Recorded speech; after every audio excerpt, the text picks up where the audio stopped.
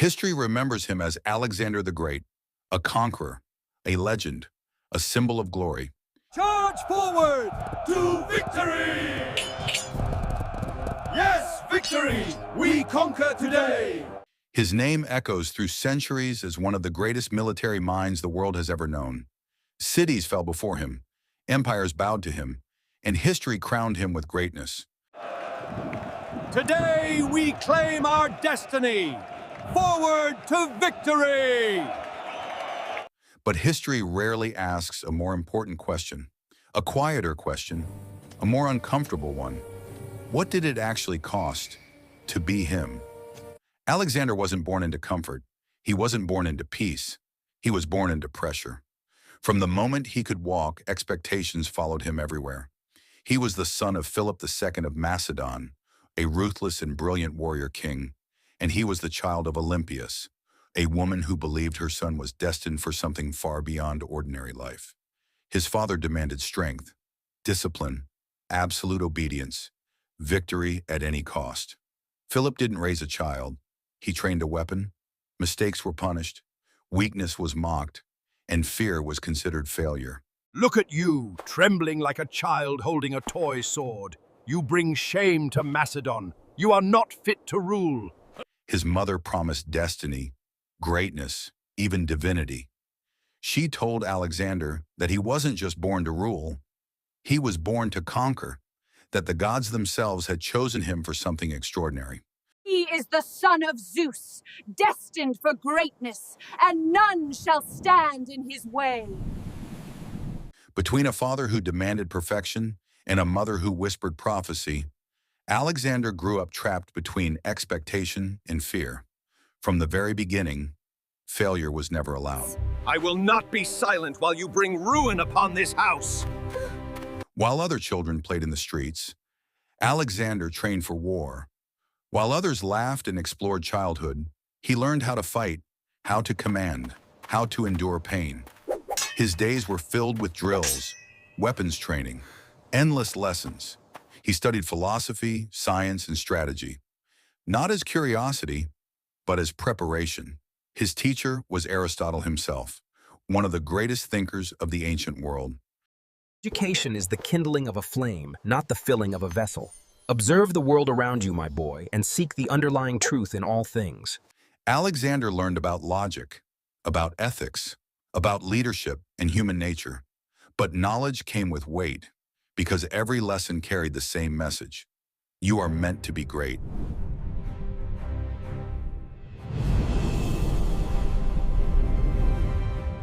And greatness has a price. His mind aged faster than his body ever could. Before he reached adulthood, Alexander already carried the pressure of a king. Then suddenly, everything changed. Philip II was gone, assassinated.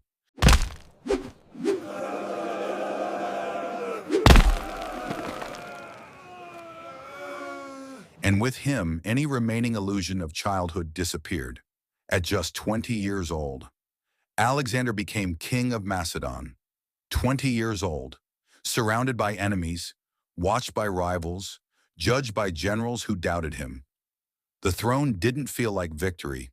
It felt like a burden. And then, the marching began.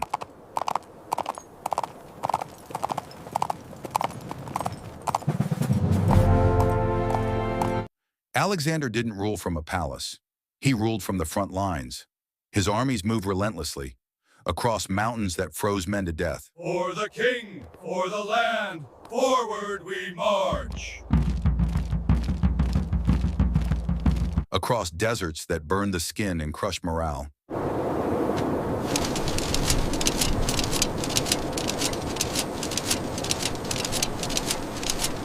Across rivers and plains no Macedonian army had ever seen. Move! Move!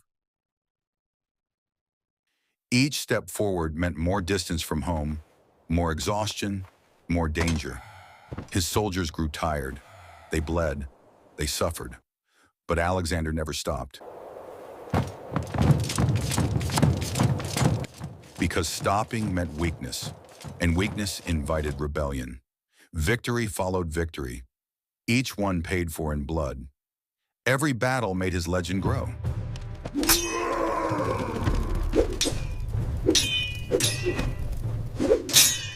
But every battle also took something from him. Wounds scarred his body. Losses scarred his mind. While others slept, Alexander planned. He stared at maps late into the night, supply lines, enemy movements, rumors of revolt, rebellions, shortages, betrayals.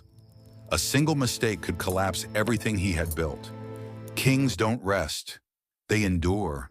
And endurance slowly began to break him.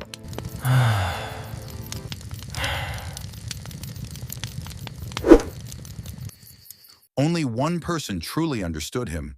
Only one person saw the man behind the legend. Hephaestion, a friend, a companion, a brother in everything but blood. With Hephaestion, Alexander could lower his guard.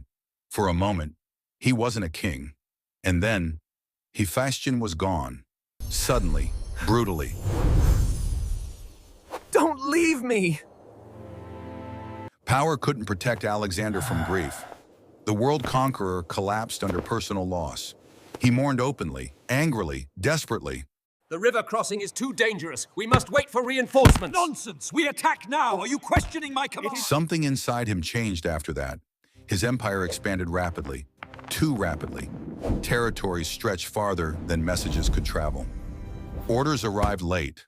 Loyalty weakened. Every new land created new enemies. Every victory created new problems. Control slowly slipped away. We must attack the northern flank immediately. The northern flank is suicide. We secure the coastline first. You are both fools. The Navy cannot... At the top, Alexander was alone, surrounded by men, yet isolated by power. Paranoia crept in. He began to see threats everywhere. Friends looked like enemies. Questions felt like betrayal. His temper worsened. Moments of rage replaced reason. How dare you question my authority? I will not tolerate this insolence. You will regret this betrayal. Trust dissolved. Alcohol became his escape. Cups turned into nights. Nights turned into habits. The conqueror who ruled the world couldn't control himself. Ha! Is this all you have? Bring me more wine! He had a family, but never a home. Marriages became political. Children became distant. There was always another campaign, another enemy, another reason not to stop, and he never chose a successor. We attack here at dawn. This is the path we take to the Indus. No plan, no future beyond himself. A mistake with devastating consequences. Then at just 32 years old, Alexander the Great was dying. My liege, are you all right? Help me lift him. We need to get him inside, quickly. A fever, weakness, confusion. The unstoppable force that conquered the known world was suddenly helpless. He grows weaker by the hour. Is there nothing more we can do? They gathered around him, generals, commanders, men who waited for orders. They asked who should rule next. Alexander, barely able to speak, gave his final answer. To the strongest. To the strongest. That single sentence destroyed everything. The empire shattered. Former allies turned on each other. Wars replaced unity. Map! It's tearing! Stop pulling it apart, you idiots! The Empire is falling! Alexander's world didn't survive him. Greatness gave him everything. Power, glory, immortality in history, and took everything in return. His peace, his friendships, his future. If you enjoyed this video, hit the like button, share it with someone who loves history, and subscribe for more stories like this. And let me know in the comments, after seeing this side of Alexander's life, do you think he was truly great?